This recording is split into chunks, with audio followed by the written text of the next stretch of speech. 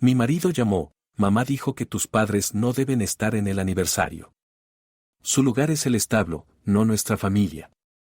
Y eso que yo pagué su lujoso vestido de 1 millón. Respondí, está bien, cariño, y llamé a la tienda para cancelar la compra. 1 hora después, la seguridad entró al salón y le quitó el vestido delante de todos. Pero lo que ocultaba debajo hizo que mi marido huyera de la vergüenza.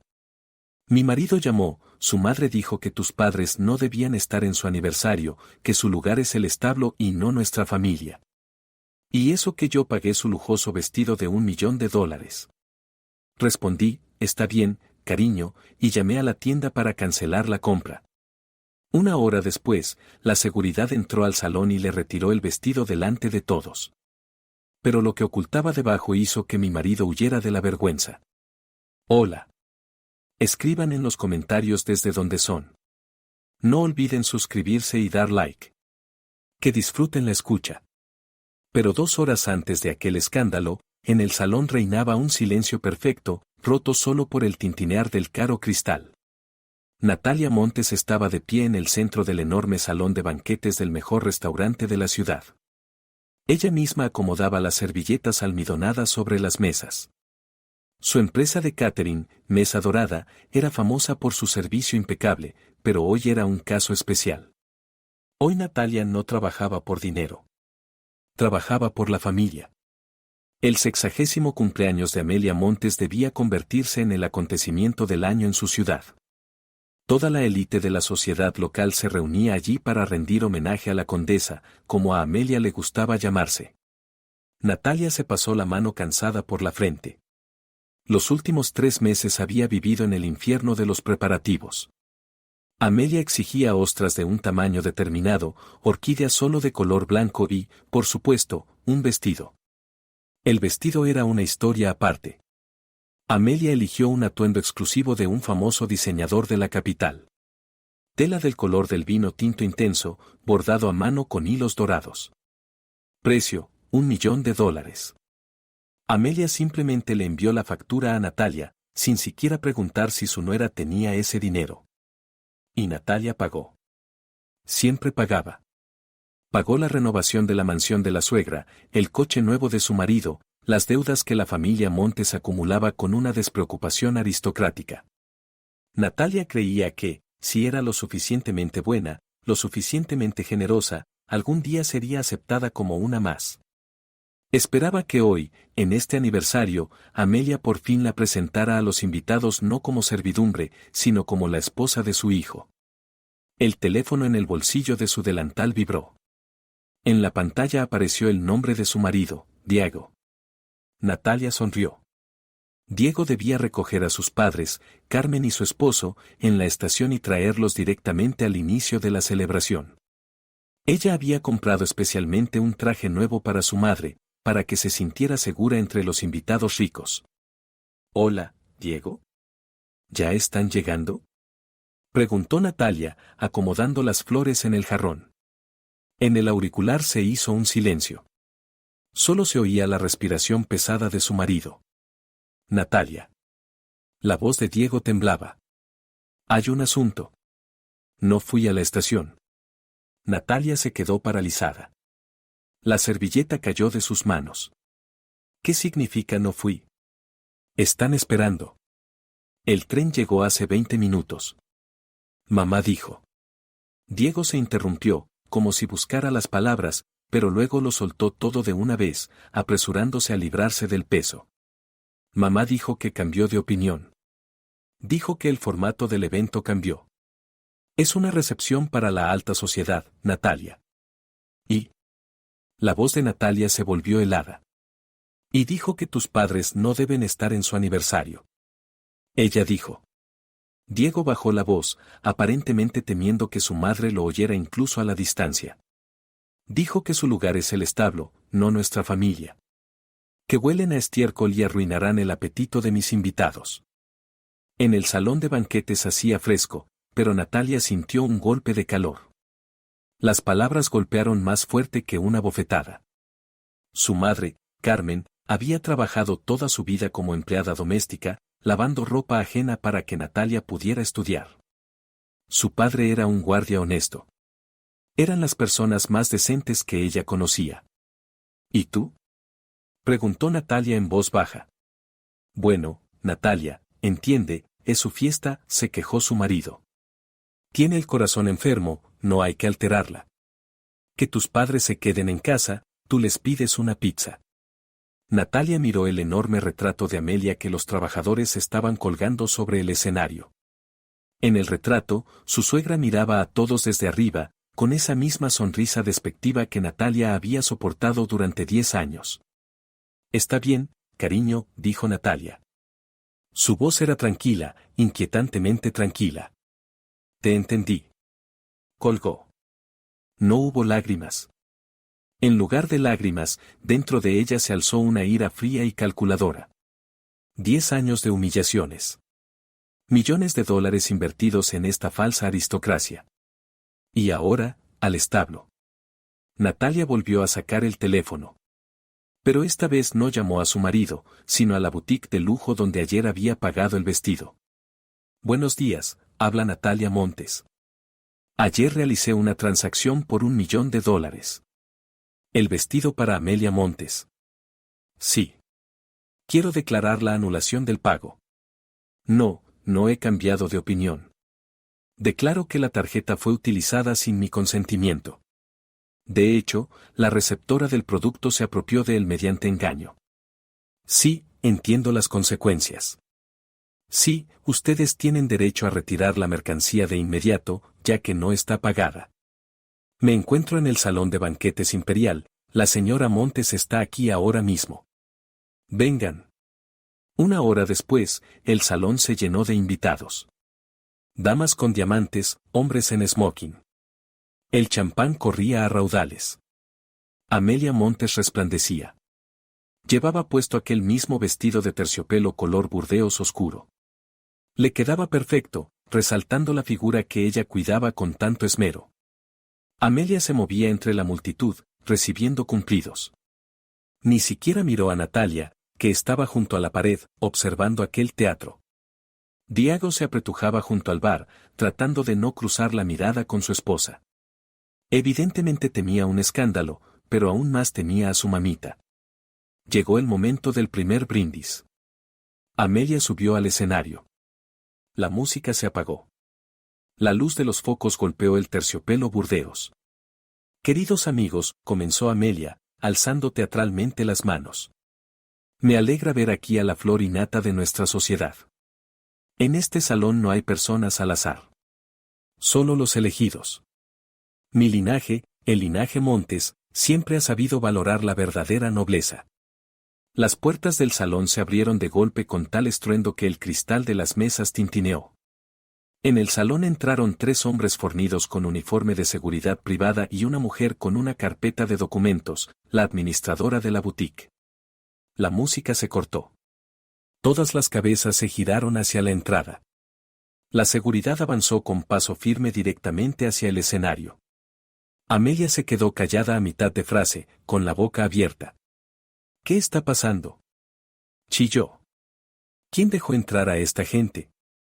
La administradora de la boutique subió al escenario y, en voz alta, de modo que cada invitado pudiera oírla, dijo, Ciudadana Montes, Amelia Carlos. ¿Cómo se atreve? Se puso roja. Llamaré a la policía. El pago del vestido que lleva puesto en este momento fue revocado por el titular de la tarjeta hace 1 minuto por motivo de fraude, anunció la administradora con voz tajante. Esta prenda es propiedad de la boutique. Dado que el pago ha sido anulado, usted está reteniendo un bien robado. Exigimos que lo devuelva de inmediato. Un suspiro colectivo recorrió el salón. El murmullo se propagó por las filas como un incendio forestal. ¿Robado? ¿No pagó? ¡Qué vergüenza! Amelia palideció tanto que la capa de polvos en su rostro parecía yeso agrietado. Esto es un error. Mi nuera. Ella pagó, balbuceó, buscando con la mirada a Natalia. Natalia salió de la sombra de la columna. Miraba directamente a los ojos de su suegra. Yo solo pago por la familia, Amelia Carlos, dijo Natalia en voz alta. Y a los animales del establo el dinero no les hace falta. El guardia dio un paso al frente.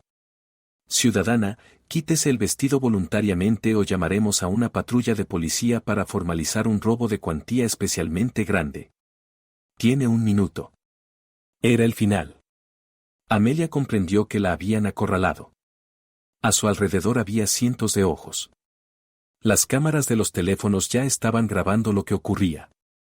«Traigan un biombo», gritó la administradora. Los camareros, obedeciendo un gesto de Natalia, sacaron rápidamente un biombo portátil directamente al escenario. A Amelia, tambaleándose por la humillación, prácticamente la empujaron detrás de él. El salón quedó inmerso en un silencio sepulcral. Solo se oía el roce del pesado terciopelo y el sollozo ahogado de la condesa. 1 minuto después, desde detrás del biombo salió volando el vestido Burdeos. La administradora lo atrapó con destreza, comprobó que no tuviera daños y asintió a la seguridad. «Nos vamos». La seguridad y el personal de la boutique se dieron la vuelta y abandonaron el salón. Amelia se quedó de pie detrás del biombo. Pero el biombo era estrecho y Amelia, al perder el equilibrio por el shock, tropezó y derribó la ligera estructura. El biombo cayó. Amelia Montes quedó inmóvil ante el público atónito. Solo llevaba una larga combinación de seda opaca de color carne. Pero sobre esa tela fina, ciñéndole la cintura, lucía un extraño objeto antiguo. Era un corsé. Pero no ropa interior común. Era una pieza pesada, oscurecida por el tiempo, densamente bordada con grandes piedras de un rojo sangriento. Los rubíes destellaron bajo la luz de los focos con un brillo siniestro. Natalia, que estaba de pie en la primera fila, sintió que el suelo se le iba bajo los pies. Conocía ese corsé. Lo había visto en fotografías en blanco y negro en el expediente penal de su padre. No era solo una antigüedad. Era el corsé de Rubíes Herrera perdido, una pieza de museo de valor incalculable que había desaparecido de los depósitos del Museo Histórico hacía 25 años. Precisamente aquella noche estaba de guardia el padre de Natalia. A él fue a quien acusaron del robo. No encontraron pruebas, pero su reputación quedó destruida, lo despidieron con una mancha imborrable y la familia vivió durante años en la pobreza, intentando limpiar el estigma de ladrones. Y el verdadero ladrón, todos esos años, había llevado la prueba en su propio cuerpo, bajo vestidos caros. De pronto se oyó el sonido de un vaso rompiéndose. Diego, que estaba de pie junto a la salida, dejó caer su copa. Miraba el corsé de su madre con una expresión de terror animal. Su rostro se volvió gris como ceniza. Reconoció los rubíes. Lo sabía. Al cruzar la mirada con Natalia, Diego no dijo ni una palabra. Se dio la vuelta bruscamente, empujó la puerta con el hombro y salió corriendo del salón, dejando a su madre sola en medio del escenario, en una simple combinación y con las joyas robadas que habían destruido la vida de la familia de Natalia. Natalia sacó el teléfono lentamente. La cámara enfocó las piedras rojas. «Nadie saldrá de aquí», dijo en voz baja, pero en el silencio su voz sonó como una sentencia. «Llamen a la policía. Esta vez, a la de verdad». El dedo de Natalia pulsó el botón de enviar en la pantalla del móvil antes de que Amelia pudiera cubrirse con las manos. El flash de la cámara cegó a su suegra, obligándola a dar un paso atrás y a golpearse la espalda contra la pared del escenario. La fotografía, nítida, despiadada, donde cada rubí del corsé robado ardía como una gota de sangre, voló al chat de la policía de la ciudad y a la redacción del principal portal de noticias. «Quiten la cámara», chilló Amelia, intentando arrancar el mantel de la mesa más cercana para cubrir su vergüenza. La vajilla cayó al suelo con estrépito, los fragmentos saltaron a sus pies. Los invitados, que 1 minuto antes admiraban a la condesa, ahora retrocedían como si fuera una apestada. Nadie le tendió la mano. Nadie le ofreció una chaqueta. Amelia, al comprender que el juego estaba perdido, lanzó un aullido ahogado y, apretando contra el pecho un trozo de mantel, se lanzó hacia la salida de servicio. Corría tropezando con los tacones altos, y tras ella no se oían aplausos, sino risas de desprecio y el chasquido de los obturadores de las cámaras. Natalia no fue tras ella. No necesitaba agarrar a su suegra del brazo. Las pruebas ya estaban en la red. Ahora Amelia se encerraría en su mansión como una rata en su madriguera. Natalia tenía algo más importante que hacer. Se sentó en el coche y pisó el acelerador a fondo. Las manos en el volante le temblaban, pero no de miedo, sino de adrenalina. Ante sus ojos estaba el rostro de su padre, cansado, gris tras los interminables interrogatorios de hacía 25 años. Entonces trabajaba como vigilante nocturno en el museo. Cuando desapareció el Corsé Herrera, los investigadores pusieron patas arriba su diminuto apartamento. No lo encarcelaron, no encontraron pruebas, pero lo echaron del trabajo con la marca de pérdida de confianza. Nunca más pudo conseguir un empleo decente. Toda su vida se culpó, pensó que no había estado atento. Y todo ese tiempo el tesoro robado calentaba el cuerpo de la mujer que lo llamaba ganado del establo. El coche de Natalia frenó con un chirrido ante la verja de la casa que compartía con Diego. En las ventanas había luz, aunque aún era temprano. Natalia irrumpió en el recibidor. En el suelo yacían maletas abiertas. Diego se movía de un lado a otro en el dormitorio, arrojando en un montón camisas, documentos y fajos de billetes que sacaba de un escondite detrás del cuadro. Al ver a su esposa, se quedó paralizado. En su rostro se leía un miedo animal. «Tú lo sabías», dijo Natalia en voz baja. No era una pregunta. Diego bajó las manos. El montón de camisas cayó al suelo. «Natalia, escúchame. No tenemos tiempo. Mamá llamó, está histérica. Tenemos que irnos. Ahora mismo. Antes de que llegue la policía con una orden.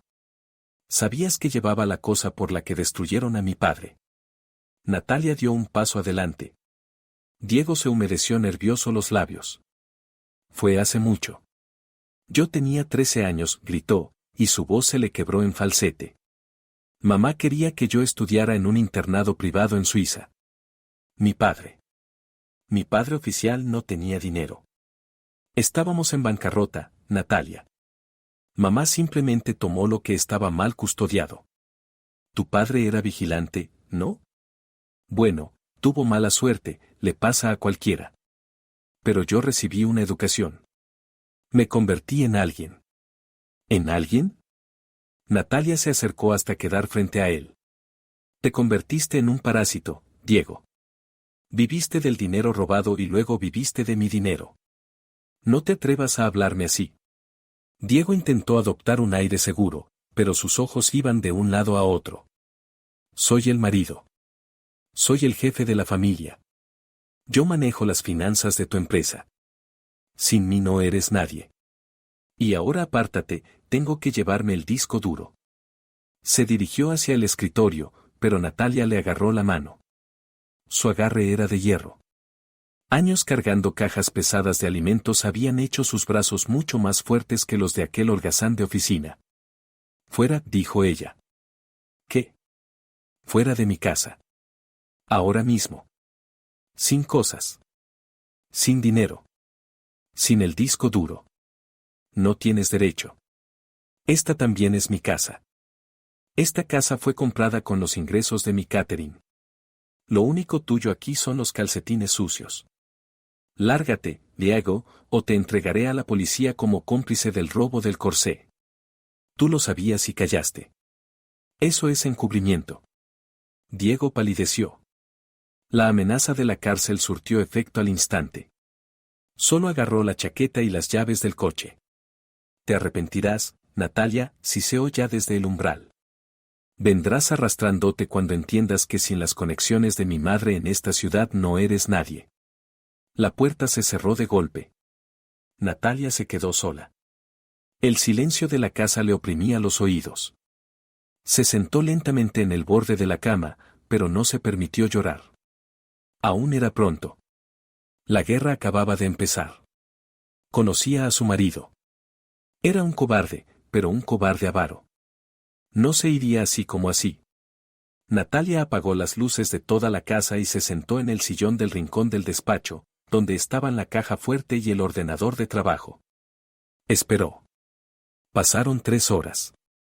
Afuera anocheció por completo. Cerca de las 2 de la madrugada, la cerradura de la puerta de entrada hizo un leve clic. Diego había conservado un duplicado de las llaves. Natalia no se movió. Oyó cómo avanzaba sigilosamente por el pasillo, intentando no hacer crujir el parquet. La sombra de su marido se deslizó hasta el despacho. Ni siquiera encendió una linterna, guiándose por la memoria. Diego se abalanzó sobre el ordenador. La pantalla se iluminó con una luz azulada, revelando su rostro sudoroso y tenso. Sus dedos repiquetearon frenéticamente sobre el teclado. Entró en el sistema bancario de la empresa Mesa Dorada.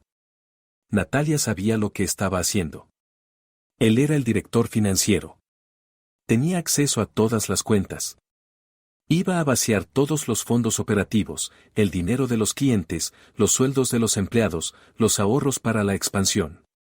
Todo, para ayudar a su mamita a huir al extranjero y acomodarse allí con todas las comodidades. Vamos, vamos, carga, susurraba Diego, sacudiendo nervioso el ratón. Ahora lo pasamos todo a una offshore y que esta idiota se quede a cero. Introdujo la contraseña para confirmar la transacción. Pulsó Enter.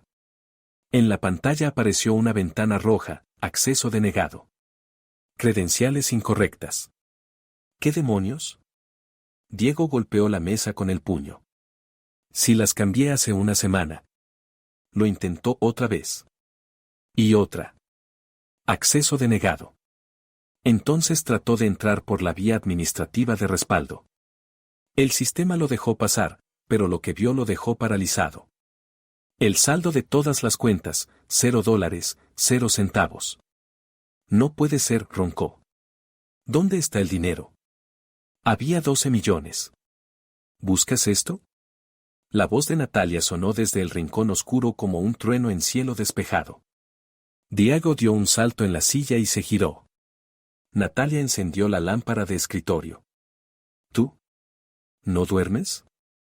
Balbuceó. Natalia, yo. Solo estaba comprobando la seguridad de las cuentas. La transferencia no pasó, Diego, dijo ella con calma, sin levantarse del sillón. Cambié todos los códigos de acceso exactamente un minuto después de que huyeras del banquete, dejando tirada a tu madre. ¿De verdad pensabas que soy tan estúpida? Devuelve el dinero. Gritó Diego, olvidándose de la cautela. Es el dinero de mi familia. Tenemos que irnos. A mamá la pueden arrestar. No hay dinero, respondió Natalia. Lo transferí a una cuenta de depósito protegida a la que nunca tendrás acceso. Pero esa no es la peor noticia para ti. Levantó del suelo una carpeta gruesa de documentos y la arrojó sobre la mesa frente a su marido. ¿Qué es esto? Diego miró la carpeta. Es una copia de la contabilidad en negro que llevabas los últimos 3 años. ¿Creías que no notaba cómo me robabas poco a poco? 50.000 aquí, 100.000 allá. Para los spas de mamá, para sus viajes, para tus diversiones. Lo toleré porque eras mi marido. Pensé que eran gastos familiares. Pero hoy he cambiado de opinión.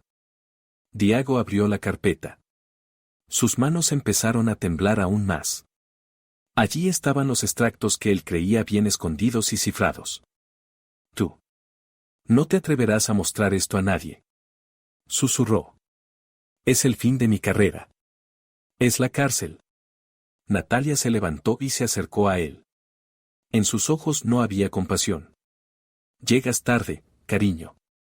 Los originales de estos documentos los entregué personalmente al investigador de delitos económicos hace 1 hora, justo después de presentar la denuncia contra tu madre. Diego se desplomó en la silla, como si le hubieran sacado el aire. ¿Me entregaste? ¿A tu marido? Entregué a un ladrón que intentó robarme la noche en que se derrumbó nuestra vida, cortó Natalia. La policía ya viene hacia aquí, Diego. Les dije que probablemente intentarías volver para destruir pruebas o robar el dinero. Y mírate, hiciste exactamente eso. Fuera se oyó el ulular de las sirenas.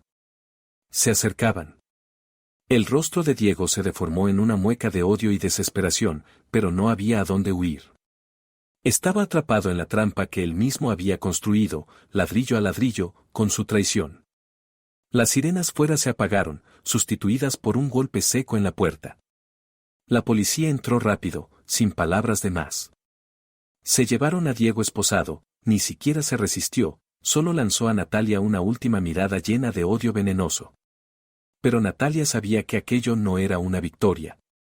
Era solo el comienzo del asedio. A la mañana siguiente, la ciudad no despertó con la noticia del arresto de un estafador, sino con las lágrimas de su madre. Natalia estaba sentada en la oficina de su empresa de catering, mirando fijamente la pantalla del televisor. Se emitía el programa diurno más popular del país. En la enorme pantalla del estudio aparecía una videollamada desde la mansión Montes. Amelia, bajo arresto domiciliario, utilizaba su encierro como escenario para la mejor actuación de su vida. Estaba sentada en un viejo sillón, envuelta en una manta barata, sin maquillaje, con el cabello despeinado. Su voz temblaba. Buenas gentes, ustedes no conocen toda la verdad, sollozaba Amelia a la cámara. Mi nuera es una mujer cruel. Ella lo planeó todo. Ese corsé. Ni siquiera sabía que llevaba puesto. Ella me lo regaló, dijo que era bisutería vintage, una falsificación. Soy una mujer vieja y enferma, veo mal. ¿Y ella? Me mata de hambre. Me quita mi pensión. Miren en qué condiciones vivo. La cámara se sacudió, mostrando un frigorífico vacío, que Amelia obviamente había vaciado antes de la emisión, y un trozo de pan duro sobre la mesa. Quiere mi muerte para quedarse con la mansión. Envió a mi hijo a la cárcel sin motivo alguno. Ayuden a esta pobre viuda. El presentador en el estudio asentía con la cabeza, compasivo. Es monstruoso. ¿De verdad es posible en nuestros tiempos un trato así hacia las personas mayores? El teléfono sobre la mesa de Natalia empezó a sonar sin parar. Llamaban los clientes. Natalia, nos vemos obligados a cancelar el banquete de la próxima semana. ¿Por qué? Ya estaba todo acordado. Bueno, usted entiende. Después de lo que dicen en la televisión. Nuestra empresa no quiere asociarse con la violencia familiar. Una llamada, otra, una tercera. En 2 horas Natalia perdió contratos por millones de dólares. Mesa Dorada, la obra de toda su vida, se desmoronaba ante sus ojos por culpa de una actriz mentirosa. Natalia apagó el televisor. Apretó los puños hasta que las uñas se le clavaron en las palmas. Había que responder. No justificarse, sino golpear con hechos. Mamá, papá, prepárense, dijo al teléfono, llamando a sus padres. Damos una conferencia de prensa. Hoy por la tarde. Alquiló una pequeña sala en el centro de la ciudad. Invitó a todos los periodistas que habían escrito sobre el escándalo del aniversario. Natalia entendía que la única forma de vencer la mentira era mostrar la verdad. Mostrar a sus padres, personas sencillas y honestas, a quienes Amelia había llamado ganado. Por la noche la sala estaba abarrotada. Cámaras, micrófonos, flashes. Natalia estaba sentada en la mesa principal. A su derecha, su madre Carmen, con aquel mismo traje modesto que los invitados del aniversario nunca llegaron a ver. A su izquierda, su padre, recto y severo como un viejo soldado. Natalia tomó el micrófono. Buenas noches. Se me acusa de matar de hambre a una mujer que vive en una mansión de 500 metros cuadrados.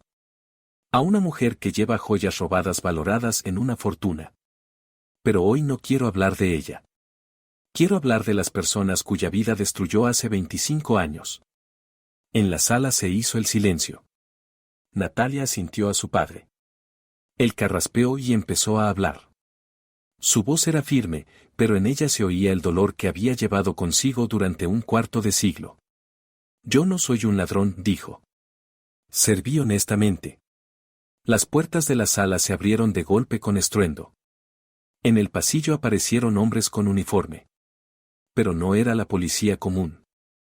Era un grupo especial. Con pasamontañas y fusiles en ristre, irrumpieron en la sala apartando a los periodistas. Todos en sus sitios. Rugió el jefe del grupo.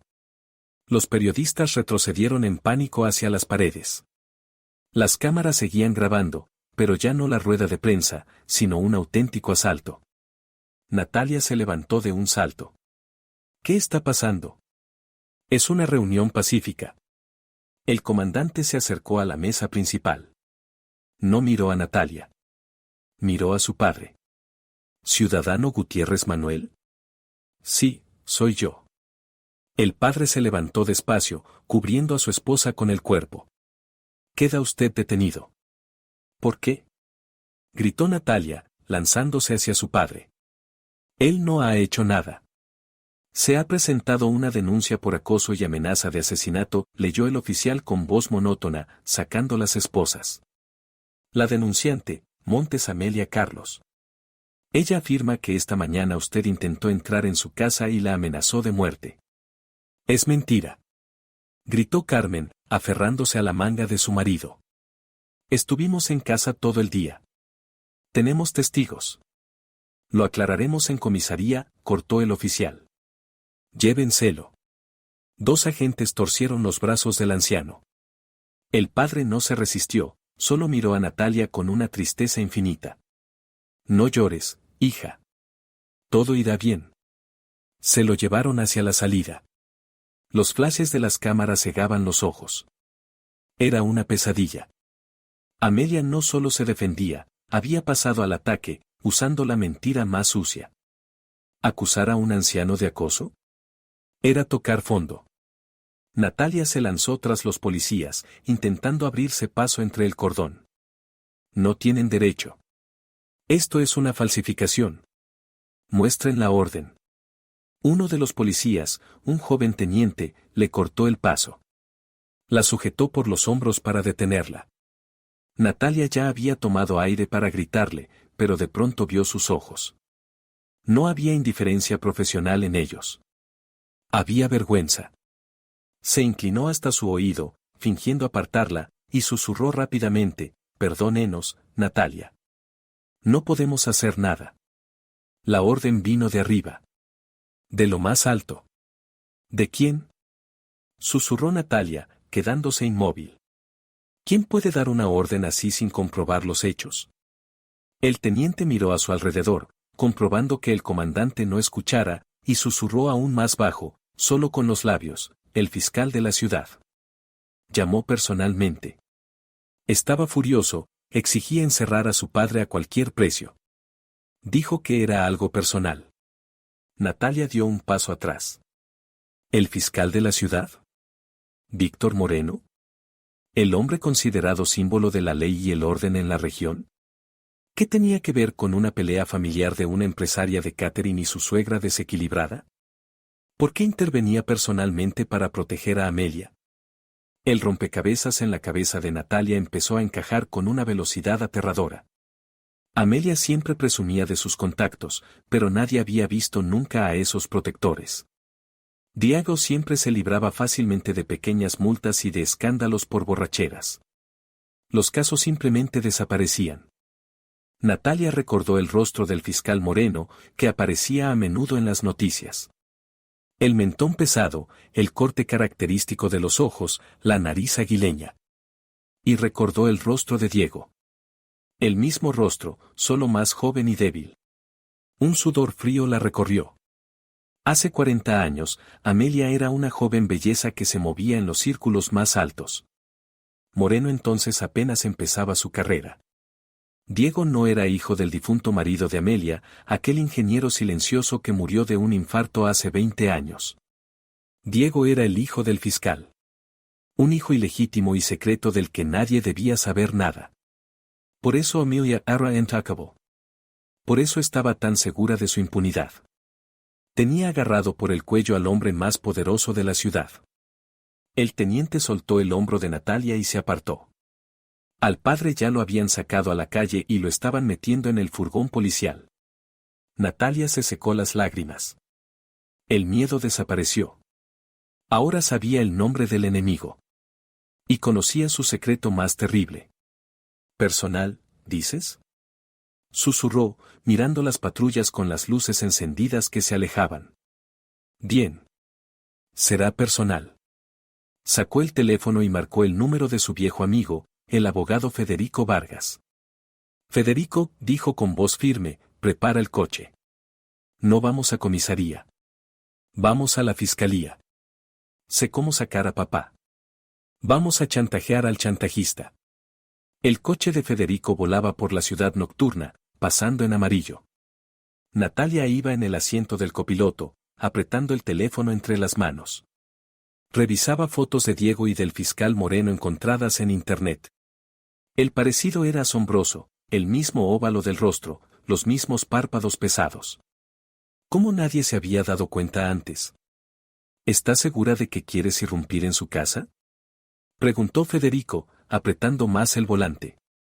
Moreno puede meternos en la cárcel solo por respirar cerca de su verja. No tengo elección, respondió Natalia, sin apartar la vista de la pantalla. Papá está en una celda con delincuentes. Tiene el corazón. No voy a esperar a la mañana. Llegaron a la urbanización de lujo donde vivía el fiscal. La seguridad de la entrada ni siquiera tuvo tiempo de pedir el pase. Federico mostró su credencial del colegio de abogados y pasó bajo la barrera mientras se levantaba. La casa del fiscal parecía una fortaleza. Muros altos, cámaras de vigilancia. Natalia bajó del coche y pulsó con decisión el timbre junto a las macizas puertas. Silencio. Volvió a pulsar, manteniendo el botón presionado durante 10 segundos. Por fin, en el intercomunicador sonó una voz masculina irritada. ¿Quién es? ¿Sabe qué hora es? Llamaré a una patrulla. Víctor Andrés, habla Natalia Montes.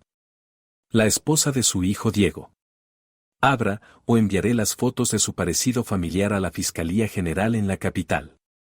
Y no solo fotos. Un test de ADN puede hacerse incluso sin su consentimiento, basta con un vaso de un restaurante. El intercomunicador enmudeció.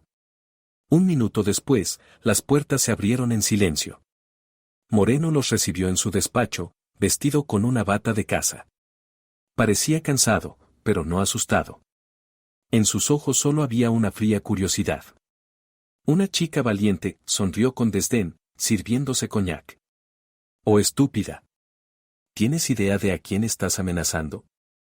Tengo claro que usted arrestó a mi padre por una denuncia falsa. Natalia se acercó al escritorio. Suéltelo. Inmediatamente. O mañana por la mañana todos los periódicos saldrán con titulares sobre que el principal paladín de la moral tiene un hijo ilegítimo con la estafadora Amelia Montes. Un hijo que, por cierto, ahora está bajo investigación por malversación. ¿Cómo cree que afectará eso a su carrera? Moreno soltó una carcajada seca, casi ladrida. ¿Mi carrera? ¿Crees que me importa ese idiota de Diego? Lo he visto 2 veces en mi vida. Que se pudra en la cárcel, me da igual. Amelia puede gritar en cada esquina que es mi hijo, tengo poder suficiente para declararla loca. Nadie le creerá. Natalia se quedó inmóvil. El chantaje no había funcionado. No le importaba su hijo. ¿Entonces por qué?, preguntó. ¿Por qué la ayuda? ¿Por qué arrestó a mi padre? Moreno dejó de reír. Dio un sorbo al coñac y la miró con una expresión pesada. Porque esa bruja no me tiene agarrado por el cuello con el niño, querida. Me tiene por el dinero. Dinero sucio. Hace 20 años, Amelia ayudaba a blanquear fondos a través de sus fundaciones benéficas. Tiene documentos. Firmas. Cuentas. Si abre la boca, no perderé solo el cargo. Perderé la libertad. Me chantajea, exige protección, exige dinero. Yo le pago para que calle. Hago lo que me pide. Tu padre es un capricho suyo. Quería hacerte daño. Natalia sintió que las náuseas le subían a la garganta. Todo era mucho peor de lo que había pensado. No era solo un drama familiar. Era un pulpo que asfixiaba a la ciudad. Amelia no era una simple vieja histérica, era la araña en el centro de la red de corrupción. ¿Entonces, no soltará a mi padre?, preguntó en voz baja. No puedo. Moreno se encogió de hombros. Hasta que ella no dé la orden. Y no la dará. Vete, niña. No puedes con esta guerra. Natalia se dio la vuelta y salió. En el coche guardó silencio durante los primeros 5 minutos. Federico no se atrevía a hablar. Federico, dijo por fin, ¿qué banco tiene la hipoteca de la mansión de Amelia? Crédito del Norte, creo. ¿Y eso? Tienen problemas de liquidez ahora, ¿verdad? Están vendiendo activos problemáticos. Sí, he oído algo. ¿Pero qué tiene que ver? Amelia no ha pagado la hipoteca en 6 meses. Vi los avisos cuando revisaba el correo. Se gastaba todo en vestidos y recepciones. Natalia sacó el teléfono y abrió la aplicación bancaria. Tengo el millón que volvió por el vestido. Y mis ahorros personales, otros 4 millones de dólares que guardaba para abrir un restaurante. Más el dinero que había reservado para la vejez de mis padres. Natalia, ¿qué estás planeando? Federico la miró horrorizado. No puedo vencer al fiscal por la fuerza. No puedo gritar más alto que Amelia en la televisión. Pero puedo quitarle el suelo bajo los pies. Literalmente. Voy a comprar su deuda. A la mañana siguiente, Natalia entró en el despacho del director del Banco Crédito del Norte. El banco estaba realmente en una situación desesperada y se deshacía encantado de las deudas tóxicas. La operación se cerró en 2 horas. Natalia entregó todo lo que tenía. Hasta el último centavo. Ahora estaba en bancarrota, pero en sus manos había una carpeta con la hipoteca de la casa. La mansión de Amelia ahora le pertenecía a ella. Natalia no esperó. Cogió a Federico y se dirigió a la casa de su suegra. Las puertas estaban cerradas. Natalia pulsó el interfono. «Lárgate de aquí, ladrona». Se oyó la voz de Amelia. «He llamado a la policía». «Llámelos», respondió Natalia con calma. «Y de paso llame a unos mudanceros. Soy la nueva propietaria de este edificio. Tiene la hipoteca en mora y yo, como tenedora de la deuda, inicio el procedimiento de desahucio. Abra, Amelia Carlos. He venido a inspeccionar mi propiedad». Las puertas no se abrieron. Natalia le hizo un gesto a Federico y él sacó un cortapernos. Un chasquido, y la cadena cayó. Entraron al patio. La puerta de la mansión se abrió de golpe. En el umbral estaba Amelia. Tenía un aspecto terrible, hinchada, furiosa, con una bata. Pero en sus ojos ardía una luz extraña, triunfante. ¿Crees que eres la más lista? Siseo. Compraste la deuda. Gastaste hasta el último centavo. Pues entra, dueña. Mira a quien quieres echar a la calle. Amelia se hizo a un lado. Natalia entró en el enorme vestíbulo. Olía a polvo y a perfume viejo. Pero había otro olor, olor a talco infantil y a leche. De la sala salió una mujer joven. Tendría unos 30 años, hermosa, de cabello negro y mirada depredadora. En brazos llevaba a un bebé. El niño tendría alrededor de 1 año. Natalia se quedó clavada en el sitio. «Conócela, Natalia», canturreó Amelia con voz melosa, acercándose a la joven y rodeándole los hombros. «Esta es Emilia. Y este es el pequeño Juanito». La joven sonrió, pero la sonrisa no llegó a sus ojos. «Hola, Natalia. He oído mucho sobre ti». «¿Quién es?», preguntó Natalia, sintiendo como todo se le helaba por dentro. «Es Emilia Sofina», pronunció Amelia con deleite. «La mujer amada de mi hijo. Y la madre de su único hijo. De mi nieto». Natalia miró al niño. El pequeño dormía, acurrucado contra su madre. «Diego», susurró. «¿Tiene otra familia?». «Desde hace 2 años», asintió Amelia. «Mientras tú trabajabas en tus cocinas, mi hijo buscaba consuelo en quien de verdad lo comprende. Emilia vive aquí, conmigo. Y Juanito está empadronado aquí». Amelia se acercó hasta quedar frente a Natalia, su rostro se deformó en una sonrisa cruel. «Y ahora, querida propietaria, habla con tu abogado. Pregúntale si se puede desalojar de su única vivienda a un menor de edad». Federico, detrás de Natalia, soltó una maldición en voz baja. «Tiene razón», Natalia, susurró. «Servicios Sociales no lo permitirá. El juez impondrá una moratoria al desalojo hasta que el niño sea mayor de edad. No puedes echarlos». Has comprado una casa en la que no puedes vivir ni vender. Simplemente les pagaste el techo sobre la cabeza. Natalia miró a Emilia, que mecía al niño mirándola con desafío. Miró a Amelia, que celebraba su victoria. Natalia había entregado todo su dinero. Se había endeudado. Contaba con echarlas ese mismo día y liberar a su padre, cambiando la casa por su libertad. Y ahora estaba de pie en el vestíbulo de su propia casa, que se había convertido en su prisión. ¿Y bien?, preguntó Amelia. ¿Quieres té? ¿O irás a trabajar para pagarnos los servicios? Porque ahora es tu obligación como propietaria. Natalia se dio la vuelta en silencio y salió al porche. Le faltaba el aire. El golpe había sido calculado a la perfección. Amelia sabía que Natalia vendría. La estaba esperando. Pero Natalia no sabía algo. Emilia, que se había quedado en la sala, la miraba marcharse no solo como una rival. En su mirada había algo más. Algo personal. Y cuando la puerta se cerró tras Natalia, Emilia sacó el teléfono y escribió un mensaje, picó el anzuelo. Estamos en la casa. Empezamos la segunda fase. Natalia no se fue.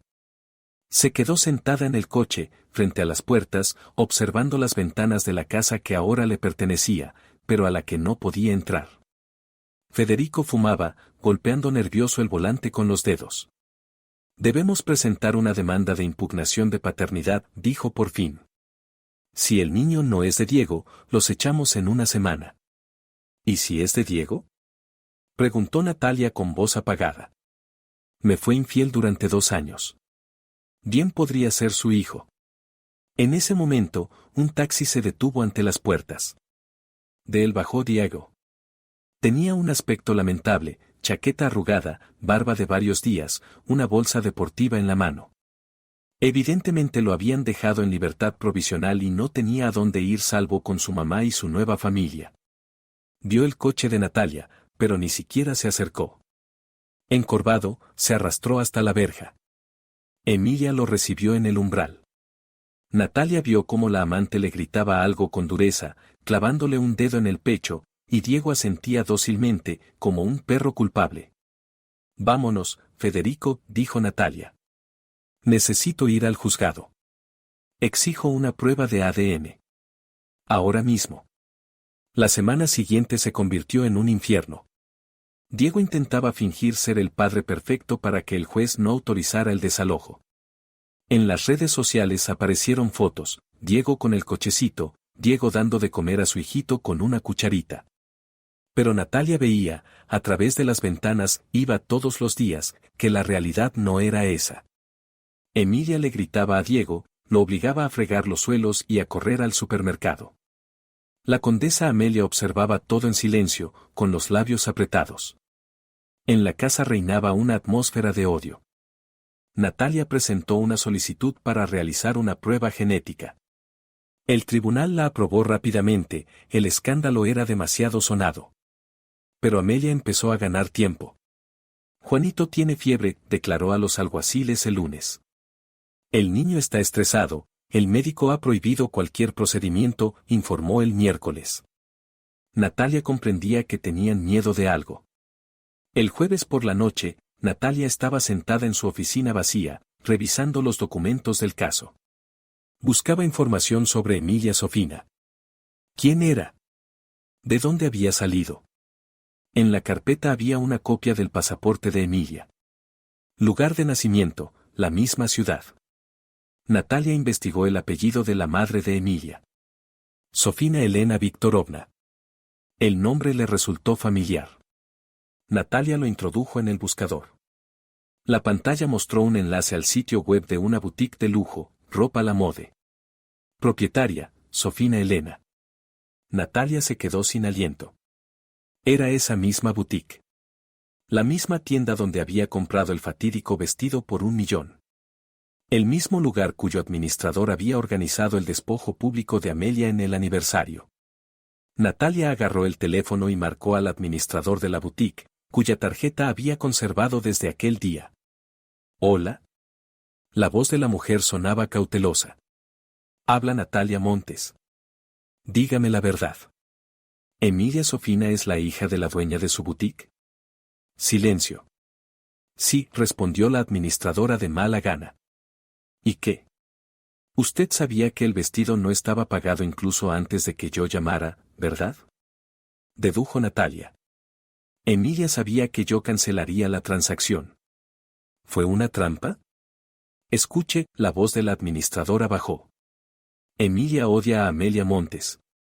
La anciana humilló durante años a su madre, la llamaba vendedora de trapos, aunque ella misma estaba llena de deudas. Emilia quería vengarse.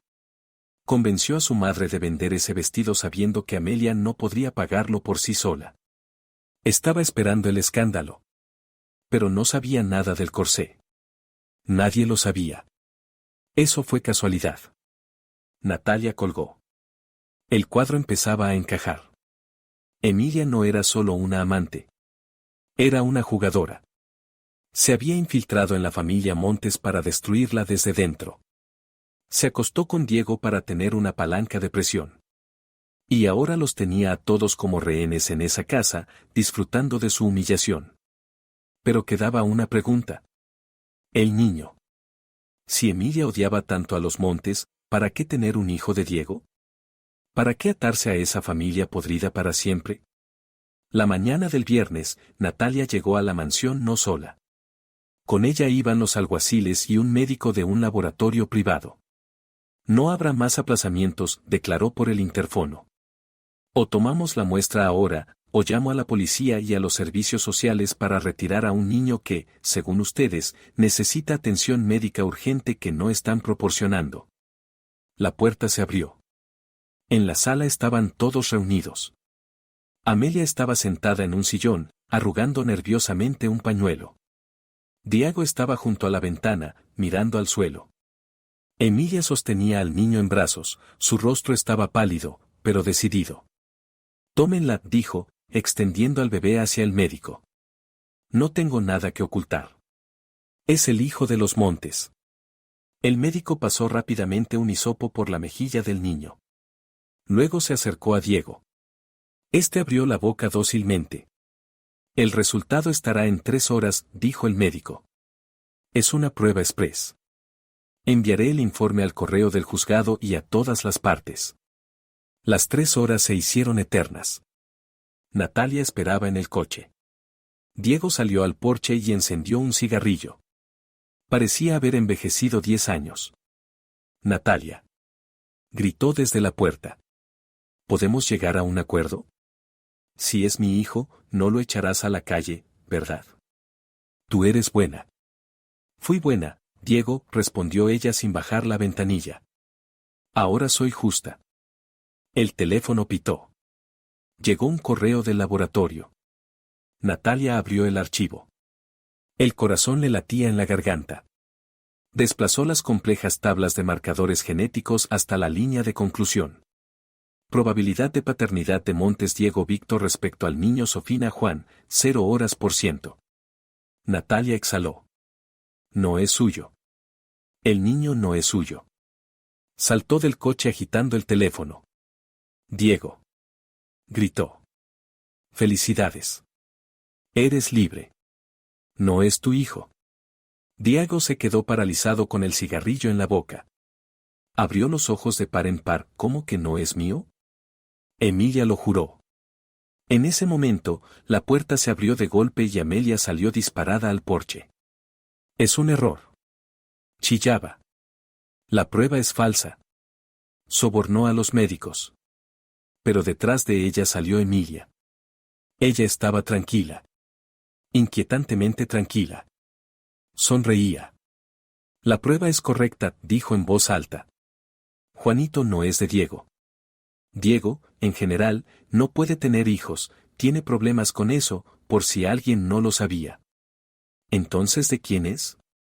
Roncó Diego, con el rostro cubriéndose de manchas rojas. ¿Me mentiste durante 2 años?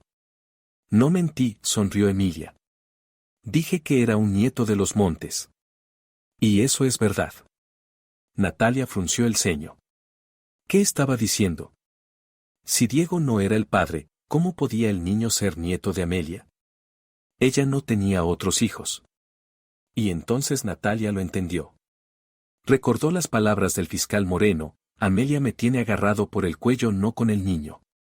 Él creía que ella lo chantajeaba por asuntos del pasado.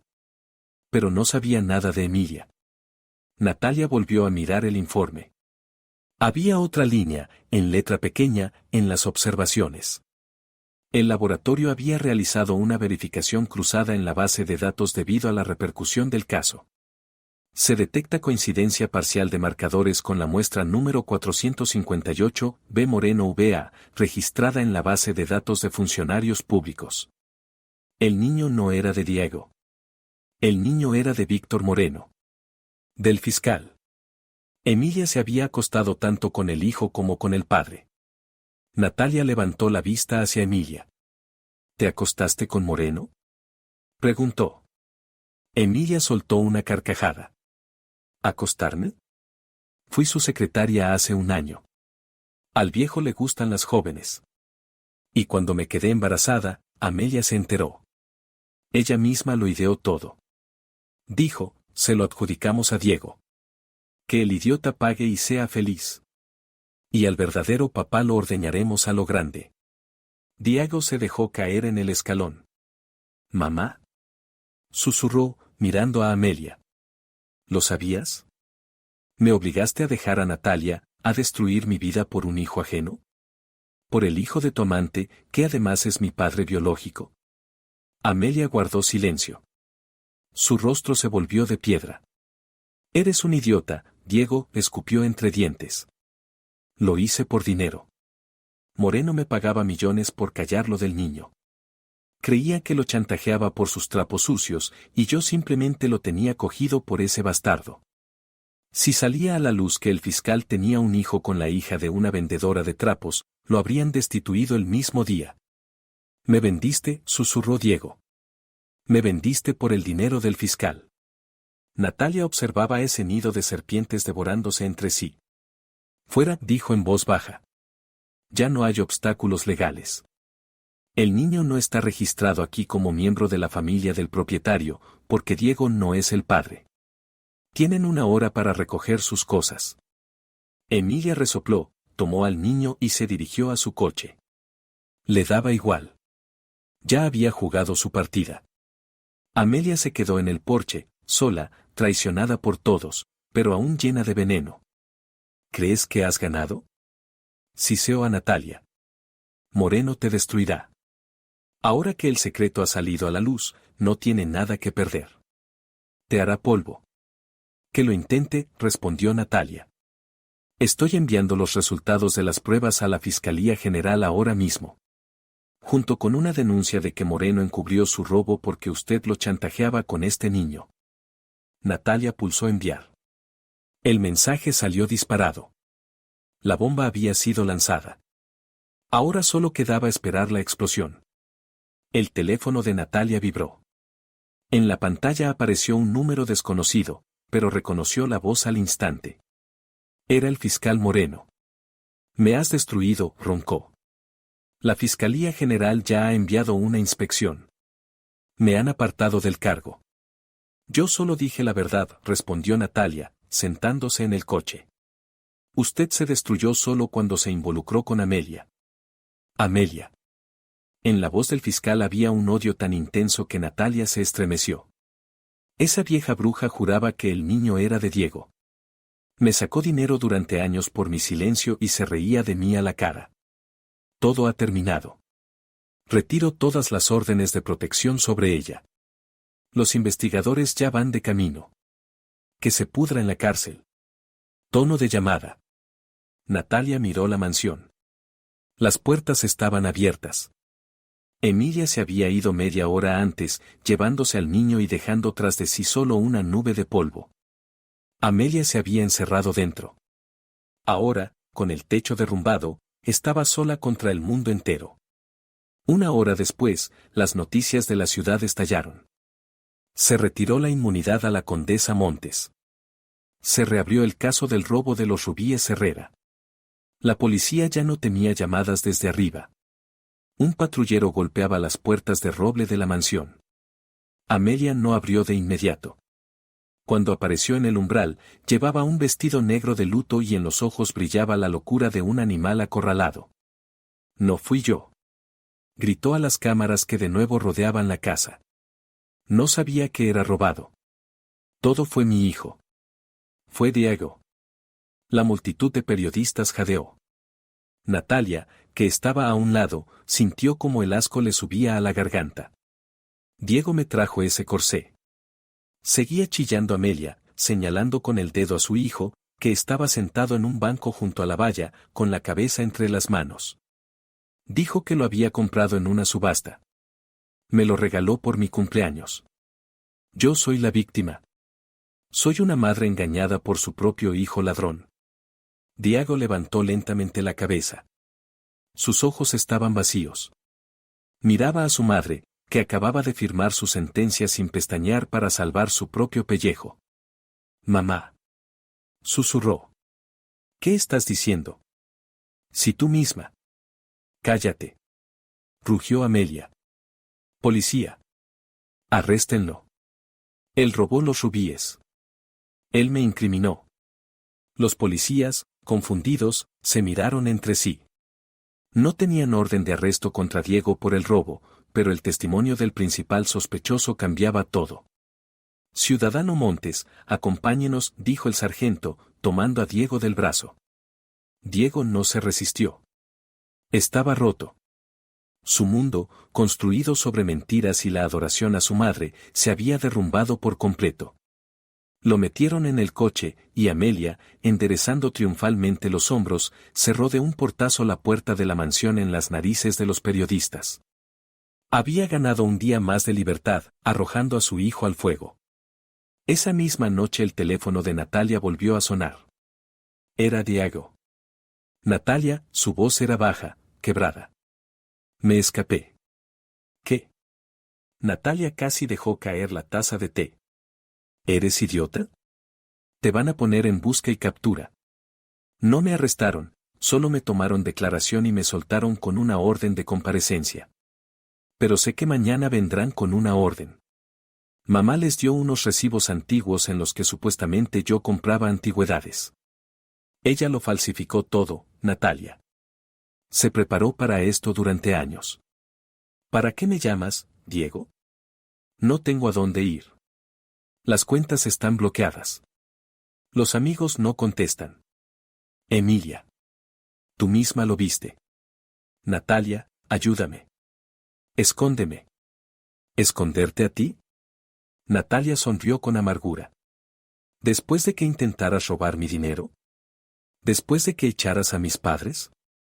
Te lo contaré todo, habló rápido Diego. Sé cosas que la policía no sabe. Sé cómo consiguió realmente los rubíes. Natalia se quedó inmóvil. ¿Qué quieres decir? A mi padre lo acusaron del robo. Tu padre no tuvo nada que ver. Y ni siquiera hubo un robo como tal. Las llaves. Las llaves las tenía tu abuela. Natalia sintió un escalofrío recorrerle la espalda. Su abuela, María Fernández, trabajaba como conservadora principal en ese museo. Murió repentinamente, de un infarto, 2 días antes de la desaparición del corsé. Mi abuela murió de muerte natural, dijo Natalia. No, exhaló Diego. Mamá. Ella le cambió las pastillas. Tu abuela tomaba nitroglicerina. Amelia le mezcló un estimulante potentísimo. El corazón de la anciana simplemente estalló. Amelia cogió las llaves del cuerpo mientras esperaba a la ambulancia. Estaba allí, Natalia. Casualmente fue a visitarla. Natalia se sentó. Las piernas le fallaron. Asesinato. Amelia no era solo una ladrona. Era una asesina. Mató a su abuela para robar el corsé y luego echó la culpa al padre de Natalia, que estaba de guardia la noche en que ella abrió la vitrina con las llaves robadas. ¿Puedes probarlo? Preguntó Natalia. La voz le temblaba. La oí presumir de ello por teléfono con su joyero cuando modificaba el corsé. Yo era adolescente, pero lo recuerdo. Y sé dónde guarda el frasco de las pastillas. Es una maníaca, Natalia, guarda trofeos. El frasco está escondido en un compartimento secreto del sótano. ¿Dónde estás ahora? En un viejo almacén, a las afueras. Natalia, ven a buscarme. Daré testimonio. La hundiré hasta el fondo. Solo no dejes que vaya a la cárcel.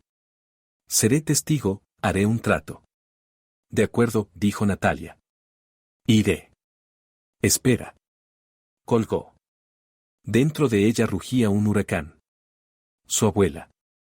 Su abuela querida, que siempre le hacía empanadillas y la llamaba su solecito. La habían matado por un trozo de tela con piedras. Natalia tomó la grabadora. Cogió las llaves del coche. Pero no fue al almacén. Esa noche, en el Grand Hall, se celebraba el baile benéfico anual del fiscal. Moreno, pese a haber sido apartado, aún intentaba salvar las apariencias y estaba allí. Toda la élite de la ciudad se había reunido. Natalia marcó el número de Federico. Federico, necesito acceso al sistema de sonido del Grand Hall. Tú conoces al técnico de sonido, ¿verdad? Natalia, es una locura. Te arrestarán por alteración del orden público. Me da igual. Quiero que esta ciudad escuche la verdad. Una hora después, Natalia estaba de pie en la cabina técnica sobre el enorme salón, donde cientos de personas con trajes caros bebían champán. Moreno estaba en el escenario pronunciando un discurso de despedida sobre el honor y el deber. Natalia conectó el teléfono a la mesa de sonido. Marcó a Diego por videollamada. Diego, estoy aquí, dijo. Pero antes de ir a buscarte, repíteme todo. Grabado. Para mi abogado. Para que sepa que no mientes. Diego, sentado en la oscuridad del almacén, iluminado solo por la pantalla del teléfono, asintió. Sí, sí, claro. Lo diré todo. Mamá mató a tu abuela, María Fernández. Cambió las medicinas. Robó las llaves. Incriminó a tu padre. ¿Y yo? Yo lo sabía y me callé. Tenía miedo de que dejara de darme dinero. Soy un cobarde, Natalia, soy una basura. Pero sálvame. Natalia pulsó un botón en la mesa. La voz de Diego, amplificada por los potentes altavoces, desgarró el silencio del baile benéfico. Mamá mató a tu abuela. Cambió las medicinas. Moreno se quedó paralizado en el escenario. Los invitados se congelaron. El rostro de Diego, deformado por el miedo y la mala iluminación, apareció en la enorme pantalla de proyección detrás del fiscal. Yo lo sabía y me callé. Soy un cobarde, Natalia, soy una basura. La sala estalló. La gente gritaba, algunos se desmayaban. Moreno intentaba decir algo a un micrófono apagado, pero nadie lo escuchaba. Natalia miraba la pantalla. Diego seguía suplicando que lo salvara, sin saber que su confesión la estaba oyendo toda la ciudad. Perdóname, Diego, susurró Natalia al teléfono. No habrá trato. Cortó la llamada. En la pantalla la imagen se apagó, pero el eco de las palabras mamá mató seguía flotando en el aire. Natalia salió de la cabina. Abajo la policía ya estaba actuando. No buscaban alborotadores. Corrían hacia la salida para ir al almacén a arrestar al cómplice del asesinato. Y al mismo tiempo, a la mansión, para detener a la asesina. Diego quería refugio, obtuvo una celda. Amelia quería echarle la culpa a su hijo, ahora se hundirían juntos, unidos por un mismo secreto sangriento. Natalia salió a la calle. El aire nocturno era frío y limpio. Levantó la vista al cielo. Duerme en paz, abuela, dijo. Ahora pagarán. La mañana siguiente a la revelación no comenzó con café, sino con el ulular de las sirenas frente a las puertas de la mansión. Natalia estaba junto al coche de los alguaciles. En las manos llevaba una carpeta con la orden de ejecución. Ahora tenía todos los derechos. Amelia Montes, sospechosa de asesinato, en bancarrota, una persona sin nombre ni honor. La ley estaba del lado de Natalia. Pero Amelia tenía sus propias leyes. Las puertas de la mansión estaban barricadas desde dentro con muebles viejos. En el tejado y a lo largo de la valla había hombres corpulentos con camuflajes indistintivos. Seguridad militar privada. Mercenarios. Amelia había gastado el último dinero escondido, el mismo que Diego robaba para convertir su casa en una fortaleza. ¡Lárguense! El grito de Amelia retumbó en la calle a través de un megáfono. Esta es mi tierra. Aquí mando yo. Nadie entrará vivo. Estaba en el balcón del segundo piso, con el mismo vestido negro, una antorcha en la mano. El viento agitaba su cabello canoso. Parecía una reina loca defendiendo su último castillo. Amelia Carlos, respondió por el megáfono el negociador de la policía. Ríndase. Su hijo ya ha declarado. Está acusada de asesinato. Resistirse es inútil. Me importa una mierda su hijo y sus acusaciones. Carcajeó Amelia. Si dan un solo paso, quemaré esta casa hasta los cimientos. Junto con todo lo que hay dentro. Aquí no solo hay rubíes. Hay una colección de iconos del siglo XVIII. Cuadros. Antigüedades. Lo destruiré todo y no se quedarán ni con una astilla. Los policías vacilaron. La destrucción de bienes culturales era un asunto grave. Un asalto podía provocar un incendio. Natalia se acercó al oficial. Está mintiendo, dijo con firmeza. No quemará nada. Ama sus cosas más que a su hijo. Más que a la vida. Preferirá morir antes que dejar que el fuego toque su parqué precioso. No podemos arriesgarnos, Natalia, negó con la cabeza el oficial. Hay hombres armados dentro. Tenemos órdenes de esperar al grupo especial y negociar. En ese momento, su madre, Carmen, corrió hacia Natalia. Lloraba, agarrándola de las manos. Natalia, por favor, detente, sollozaba. Que se atragante con esa casa. No hace falta el asalto. Habrá disparos. Pueden matarte. Viviremos sin esa mansión, lo importante es que estamos juntos, que a papá lo soltaron. Natalia abrazó a su madre, pero su mirada seguía fija en la figura del balcón. No, mamá. No se trata de la casa. Se trata de justicia. Mató a la abuela. Arruinó la vida de papá. Nos llamó ganado. No retrocederé hasta verla con esposas, arrastrándose de rodillas. Natalia se apartó de los policías y se dirigió al cuadro de distribución eléctrica que estaba en un poste fuera del perímetro. Como nueva propietaria, tenía las llaves. ¿Qué está haciendo?, gritó un alguacil. Ahumo a la rata, respondió Natalia. Abrió el cuadro y bajó el interruptor principal. La mansión quedó sumida en la oscuridad. Luego encontró la válvula del agua y cerró el suministro. Ni luz ni agua, dijo, volviendo al coche. Veamos cuánto aguantan sus mercenarios sin duchas calientes y con los baños inutilizados. ¿Y cuánto tiempo resiste la condesa en la oscuridad con sus fantasmas? Cayó la noche. La mansión se alzaba como una masa oscura contra el cielo estrellado. Las ventanas eran cuencas negras.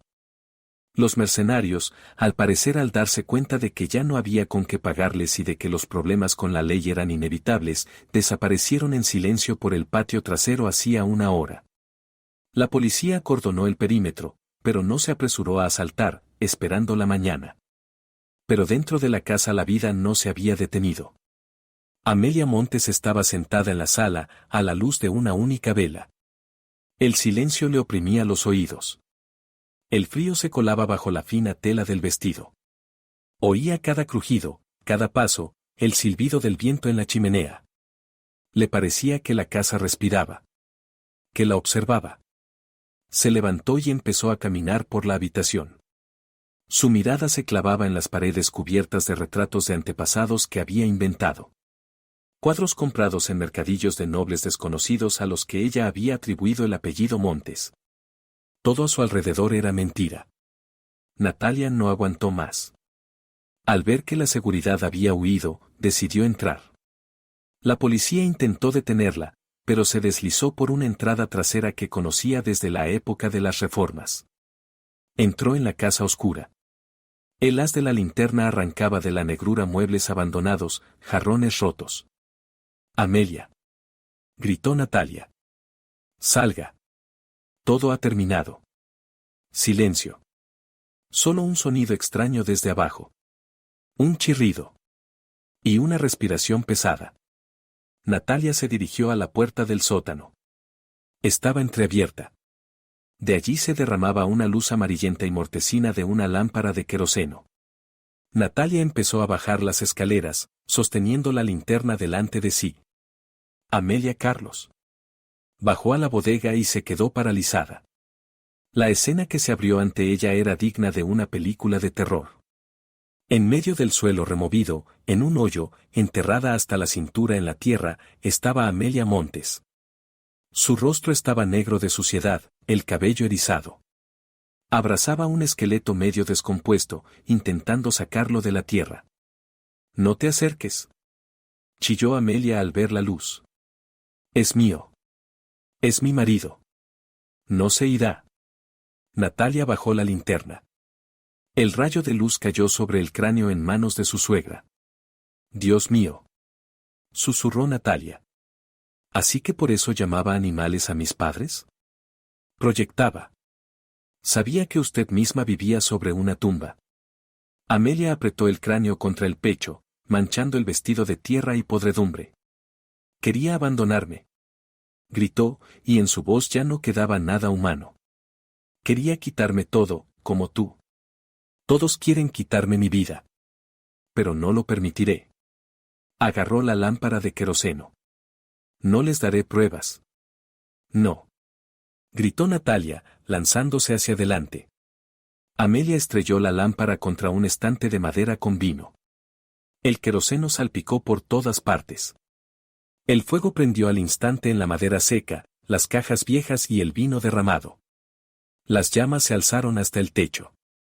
El calor golpeó el rostro. Arde. Que arda todo. Reía Amelia, de pie en medio de un anillo de fuego, apretando contra sí los huesos de su marido. Natalia empezó a toser por el humo acre. El camino de vuelta estaba cortado por una pared de fuego. La única salida era una pequeña ventana bajo el techo de la bodega que daba al jardín.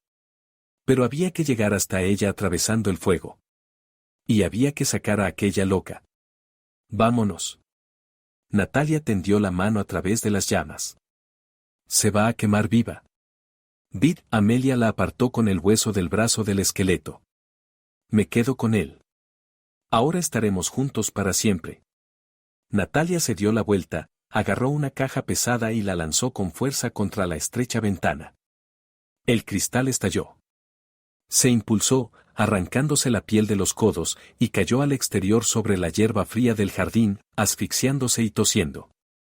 A su espalda, por la ventana del sótano, salían lenguas de fuego y una risa salvaje, inhumana.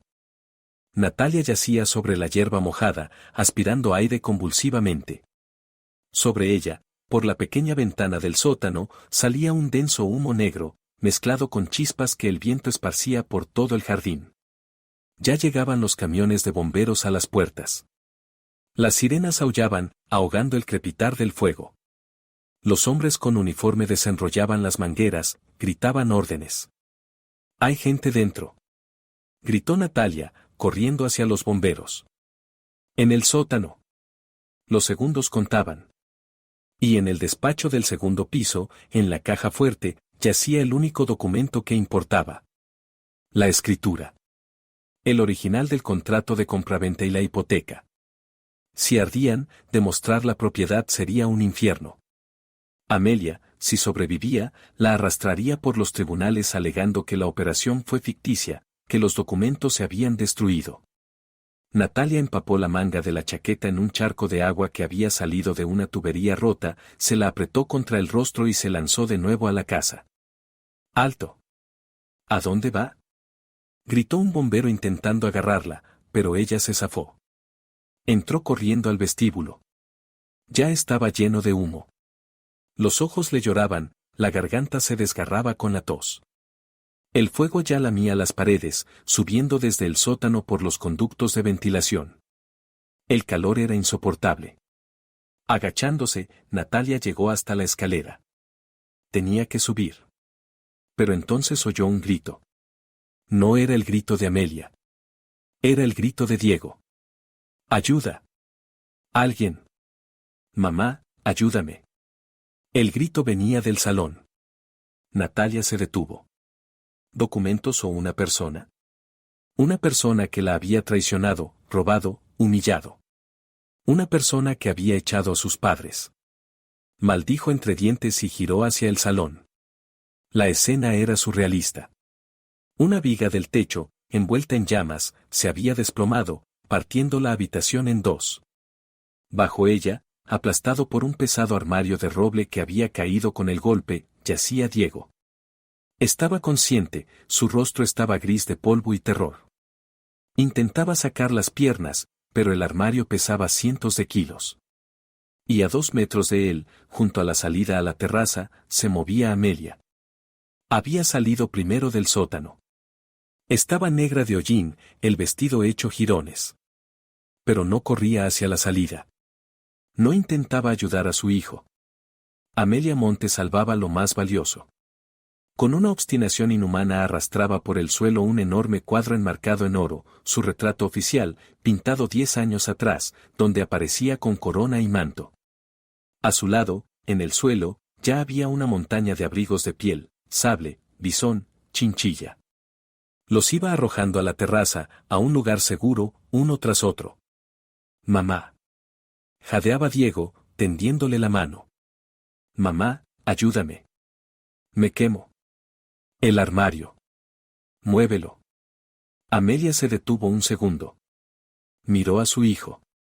Luego miró el retrato. Luego las pieles. El fuego se acercaba a sus sables. Aguanta, Diego. Gritó, agarrando otro abrigo. Ahora mismo, solo saco las pieles. Se estropean con el humo. Valen millones. Mamá. En la voz de Diego apareció una comprensión más terrible que la muerte. Ella había elegido las cosas. Había elegido los trapos en lugar de su vida. Natalia salió disparada del humo. Eres un monstruo. Gritó, lanzándose hacia el armario. Amelia se sobresaltó al ver a su nuera. No toques mis abrigos. Chilló, apretando contra el pecho el montón de pieles. Son míos. Natalia ni siquiera la miró. Apoyó el hombro contra el pesado armario de roble. Diego, cuando empuje, tira de las piernas. Gritó, ahogándose en la tos. Natalia. Diego la miraba con los ojos muy abiertos, llenos de lágrimas. ¿Por qué? Tira. Rugió ella, poniendo en el empujón toda su rabia, todo su dolor, toda la fuerza que había acumulado durante años cargando cajas de comida. El armario chirrió y se desplazó unos centímetros. Fue suficiente. Diego, aullando de dolor, sacó las piernas de debajo del peso. Levántate. Corre. Natalia lo agarró del cuello de la chaqueta y lo arrastró hacia la salida. Diego cojeaba, una pierna se le arrastraba, pero se aferraba a la vida con las manos. Cayeron a la terraza, inhalando el aire frío de la noche. Ya había bomberos alrededor. Tomaron a Diego y lo pusieron en una camilla. Natalia miró atrás. Amelia seguía dentro. Intentaba arrastrar por la estrecha puerta del balcón el enorme marco del retrato. El marco se había atascado. El fuego ya devoraba las cortinas a su espalda.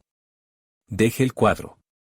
Gritaba un bombero, dirigiendo el chorro de agua hacia la ventana. Salga. No. No lo soltaré. Soy yo. Es mi memoria. Chillaba Amelia, tirando del marco. 2 bomberos irrumpieron en la terraza, agarraron a la anciana de los brazos y la sacaron a la fuerza. El cuadro quedó dentro. Un segundo después, una viga en llamas se desplomó, enterrando el marco dorado y el rostro sonriente de la condesa. Mi retrato. Mis abrigos. Aullaba Amelia mientras la arrastraban por el césped. Se retorcía en manos de los rescatistas, intentando volver al fuego. Lo han quemado todo. Bárbaros. Natalia estaba de pie, apoyando las manos en las rodillas, observando cómo la mansión se consumía. El techo se derrumbó hacia adentro con un estruendo ensordecedor, lanzando una columna de chispas hacia el cielo. Todo había terminado. Los documentos se habían quemado. La casa se había quemado. Pero Diego estaba vivo. Yacía sobre la hierba mientras los sanitarios trataban su pierna. No apartaba los ojos de su madre. Amelia estaba sentada en el suelo, rodeada de un montón de abrigos sucios y ahumados, rebuscándolos con manos temblorosas, comprobando si el pelo se había quemado. Ni siquiera giró la cabeza hacia su hijo. El jefe del equipo de bomberos se acercó a Natalia. Se quitó el casco, secándose el sudor de la frente. ¿Natalia? Sí. Hemos controlado el incendio. El sótano se ha quemado por completo, pero... dudó. Abajo. Lo que dijo sobre el cuerpo. Natalia se tensó. ¿Lo encontraron? ¿El esqueleto?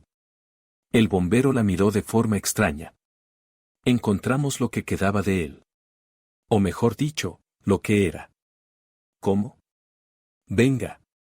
Natalia, tambaleándose de agotamiento, siguió al bombero hasta la entrada destrozada del sótano.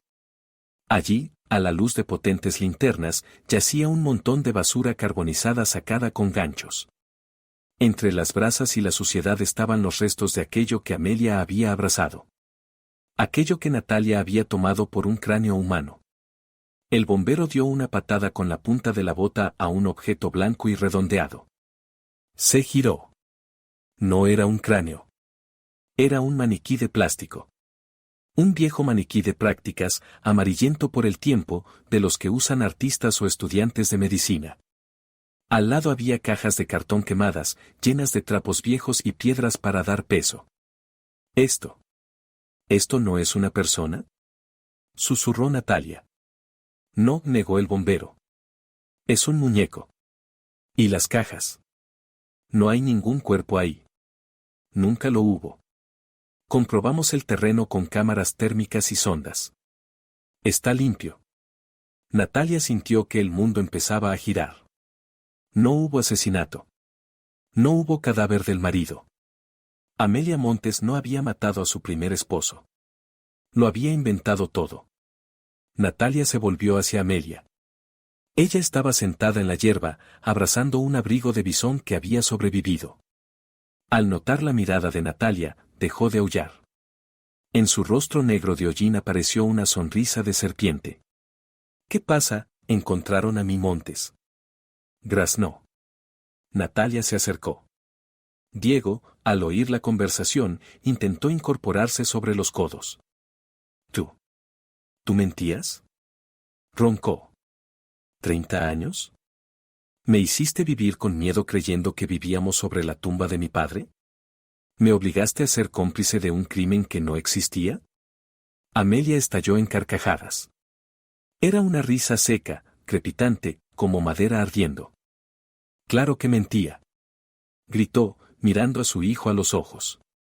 ¿Tu padre? ¿Ese ingenierillo inútil? Simplemente huyó conmigo embarazada del fiscal, con una lechera de provincia. Nos abandonó. Nos dejó sin un centavo. Y dijiste que lo habías matado.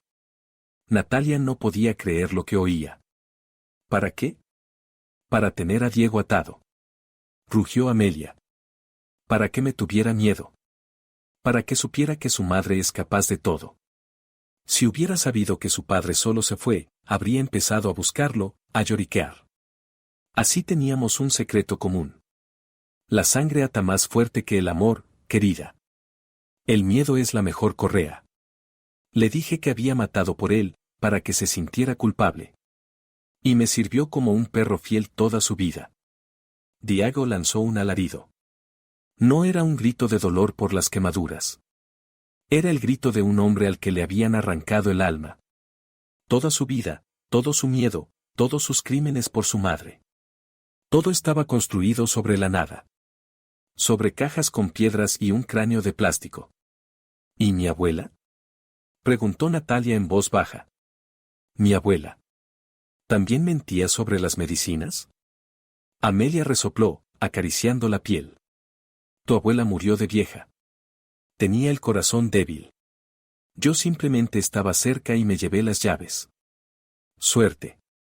Pero a Diego le dije que la había envenenado para que entendiera que, si me traicionaba, acabaría igual. Levantó la vista hacia Natalia. En sus ojos no había arrepentimiento.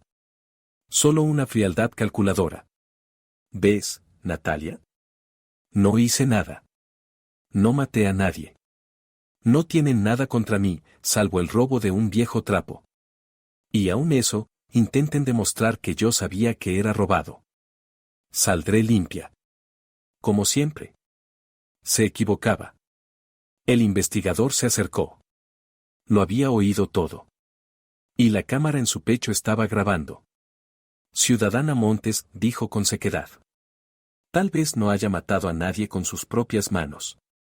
Pero acaba de confesar la destrucción moral de su hijo, fraude, el robo de llaves que condujo al hurto de un bien estatal de especial valor y falso testimonio. Cerró las esposas con un clic. Levántese. Y deje el abrigo. En prisión preventiva no se permiten pieles. Amelia se aferró al abrigo con fuerza muerta. No lo daré. Es mío. Los policías le abrieron los dedos a la fuerza. El abrigo cayó al barro. A Amelia, aullando y maldiciendo a todos, la arrastraron hasta el coche. Diego yacía en la camilla con el rostro cubierto por las manos. Lloraba. Ahora estaba libre del miedo, pero estaba vacío. No tenía madre, ni padre, ni pasado, ni futuro. Natalia miraba las ruinas humeantes. La casa se había quemado. Los retratos se habían quemado. La mentira se había quemado. Solo quedaba la verdad. Desnuda, sucia, como esa tierra bajo los pies. Pero en el bolsillo de la chaqueta de Natalia vibró el teléfono. Llegó un mensaje del banco: estimada Natalia, la indemnización del seguro por el inmueble será transferida íntegramente a su cuenta en un plazo de 3 días. Natalia sonrió. Se había olvidado de los documentos en la caja fuerte. Pero no se había olvidado de asegurar la casa el mismo día en que compró la deuda. Amelia había incendiado su fortaleza creyendo que destruía la herencia de su nuera. Pero en realidad acababa de convertir a Natalia en la mujer más rica de su familia. Y esta vez, de verdad. $50 millones llegaron a la cuenta exactamente 3 días después, tal como prometió el banco. Natalia miraba las cifras en el teléfono sentada en un banco del parque, mientras el viento arrastraba el olor a quemado que parecía haberse impregnado en la piel de la ciudad. Pero para ella ese olor era el aroma de la purificación. Lo viejo se había quemado. Sobre las cenizas tenía que crecer algo nuevo. Pasaron 6 meses. En el lugar del esqueleto negro de la mansión quemada ahora se alzaba una casa nueva. Natalia no reconstruyó el palacio pomposo de Amelia con sus columnas y estucos. Construyó una casa moderna y luminosa, con grandes ventanales y una amplia terraza. Una casa en la que apetecía vivir, no aparentar. Hoy era un día especial. Natalia lo llamó la fiesta de un nuevo comienzo. En el patio donde antaño Amelia desenterraba sus esqueletos fantasma, ahora había largas mesas cubiertas con manteles blancos como la nieve. Pero sobre las mesas no había ostras ni champán de cientos de miles. Había platos de la nueva línea de productos de la empresa de Natalia. La línea se llamaba de forma simple y desafiante, el establo. La palabra con la que Amelia había intentado humillar a los padres de Natalia se convirtió en marca. Productos ecológicos del establo, decían las etiquetas de los tarros de miel de granja, queso casero y pan recién horneado. La ciudad, cansada del lujo vacío y de la comida de plástico, acogió la novedad con entusiasmo. Las colas por los productos de Natalia Montes se formaban desde la mañana. Los invitados ya se habían reunido. No había aquí alta sociedad con diamantes. Había amigos, socios, empleados. Y, por supuesto, familia. A la cabeza de la mesa estaban sentados Carmen y Manuel. El padre de Natalia, totalmente rehabilitado y con una indemnización por la detención ilegal, vestía un traje nuevo. Sonreía, levantando un vaso de refresco casero. La madre resplandecía. Ya no bajaba la mirada. Era la anfitriona de la fiesta, la madre de la dueña de la casa. Por la justicia, dijo Manuel en voz alta, y decenas de copas se alzaron. Natalia estaba de pie en la entrada de la cocina, observando a sus padres. En su alma había calma. Por primera vez en muchos años. La puerta de la cocina se abrió y salió un hombre con una bandeja de platos sucios.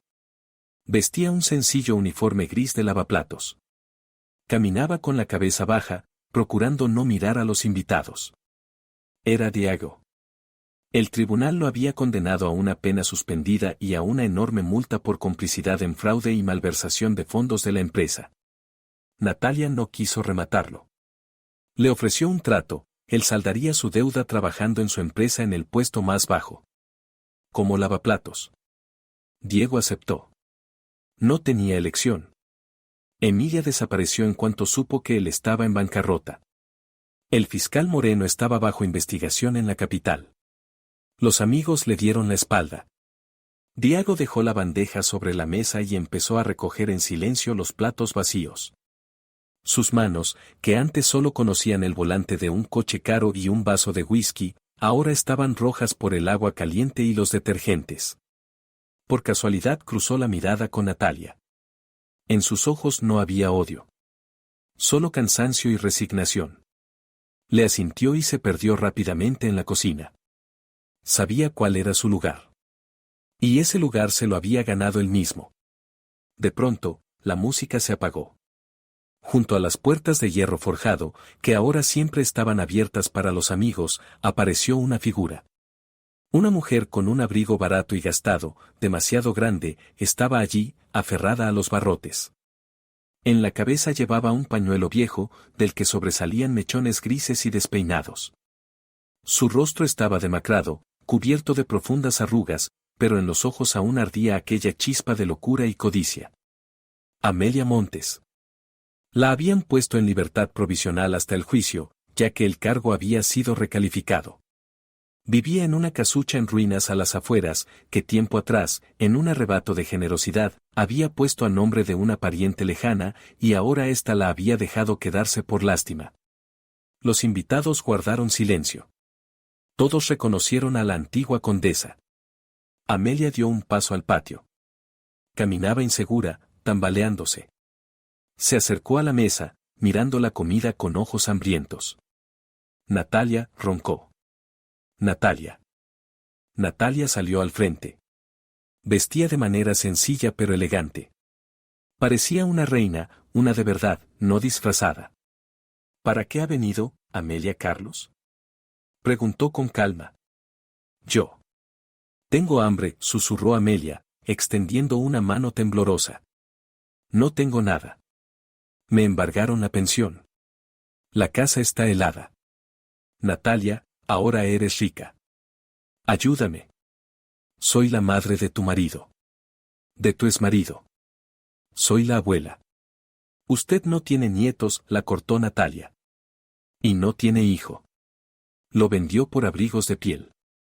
Amelia sollozó. Cayó de rodillas sobre los adoquines. Perdóname. No estaba en mí. El demonio me tentó. Dame aunque sea algo. Algo de dinero para pan. Un abrigo viejo. Me estoy congelando. Natalia miraba a la mujer que durante años le había chupado la sangre. ¿Qué habría matado a su abuela si ésta no hubiera muerto sola? ¿Qué hizo que su madre se sintiera basura? Entre los invitados se oyó un murmullo, échala. Llama a la policía. Natalia levantó la mano pidiendo silencio. Levántese, dijo. Amelia se incorporó, mirándola con esperanza. No le daré dinero, dijo Natalia. El dinero lo gastará en mentiras o lo perderá. Y comida tampoco le daré gratis. En mi casa, en mi establo, la comida hay que ganársela. Natalia se volvió hacia la mesa, tomó una pequeña caja de cartón y se la tendió a Amelia. ¿Qué es esto?, preguntó la anciana, aceptando la caja con manos temblorosas. ¿Un regalo? ¿Joyas? Ábrelo. Amelia arrancó la tapa. Dentro no había brocado ni terciopelo. Había un viejo batín gris, desteñido por el tiempo. El mismo con el que la madre de Natalia, Carmen, fregaba los suelos de los portales hace 30 años, cuando Amelia acusó a su marido de robo y dejó a la familia sin sustento. Natalia lo había guardado como recuerdo de todo lo que tuvieron que pasar. Amelia se quedó inmóvil, mirando el trapo gris. ¿Esto? ¿Qué es esto? Balbuceó. Su nuevo vestido para el aniversario, dijo Natalia con dureza. En mi establo se ha abierto una vacante. Limpiadora en el corral. Trabajo duro y sucio. Quitar estiércol, fregar suelos. Pago honesto, comida abundante. Alojamiento incluido, allí mismo, en el anexo. Un suspiro recorrió a la multitud. Amelia levantó la vista hacia Natalia. Su rostro se deformó de ira. ¿Yo? ¿La condesa Montes? ¿Limpiar estiércol? ¿Cómo te atreves? Soy una aristócrata. Es usted una ladrona y una estafadora, respondió Natalia con calma. Los aristócratas se quedaron en el pasado, en sus fantasías. Aquí está la realidad. Usted quiso que mis padres estuvieran en el establo. Ahora el establo es un imperio. Y le ofrezco el único lugar que se ha ganado. Natalia señaló las puertas. La elección es suya, Amelia Carlos. O se pone esto y coge la escoba ahora mismo, o sale por esas puertas y muere de hambre y de frío bajo la valla. No le ofreceré nada más. Nunca. El silencio era ensordecedor.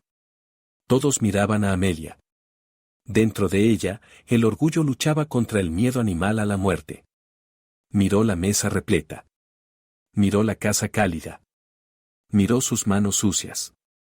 La condesa murió en ese mismo instante. Solo quedó una mujer vieja y miserable que quería vivir. Amelia sacó lentamente el batín de la caja. Sus dedos se aferraban convulsivamente a la tela áspera. Se quitó el abrigo, lo dejó caer al suelo y, sollozando, empezó a ponerse el uniforme de limpiadora. El batín le quedaba estrecho, los botones no cerraban bien, pero los abrochó todos, hasta el cuello. Así está bien, dijo Natalia. Le queda muy bien. Hizo una seña a Diego, que estaba en la puerta de la cocina. Él trajo una escoba vieja y un cubo. Amelia tomó la escoba. Sus hombros se hundieron. Se encorvó, envejeciendo de golpe 10 años. ¿A dónde voy? Preguntó en voz baja, mirando al suelo. Al patio trasero, indicó Natalia. Está sucio después de la obra. Empiece. Amelia se dio la vuelta y se alejó del festín, arrastrando los pies, apretando la escoba como si fuera su último cetro.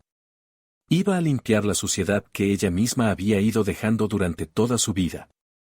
Natalia se volvió hacia sus padres. Mamá lloraba, pero eran lágrimas de alivio. Papá asintió con aprobación. Natalia levantó su copa. ¿Y bien? Dijo sonriendo. La fiesta continúa. Bienvenidos a una familia donde cada uno recibe lo que se ha ganado. Dio un sorbo. El vino era dulce. Tan dulce como la victoria. Queridos oyentes, aquí termina nuestra historia sobre Natalia, Amelia y el corsé de diamantes. ¿Cuántas cosas tuvo que soportar nuestra protagonista? Mientras la contaba, no podía dejar de pensar, ¿no fue Natalia demasiado cruel al final? Obligar a su suegra, aunque fuera tan malvada, a ponerse un batín de limpiadora y barrer el patio. Por otro lado, recuerden cuánto daño causó Amelia. No solo insultaba, destruía destinos, mentía sobre asesinatos y traicionó a su propio hijo por unos abrigos de piel. Tal vez una lección así de dura era lo único capaz de romper su soberbia. ¿Ustedes qué opinan? ¿Actuó bien Natalia? ¿O debería haber perdonado a la anciana y simplemente darle dinero? Escriban su opinión en los comentarios, me encantará leerlos. Y, por supuesto, si les gustó esta historia, si los hizo sufrir, enfadarse y alegrarse junto a los personajes, por favor den like a este video. Tenemos muchos más. Les deseo todo lo mejor. Al final de este video, en el centro de la pantalla, aparecerá una ventana. Por favor, hagan clic allí, encontrarán otras de nuestras historias más interesantes.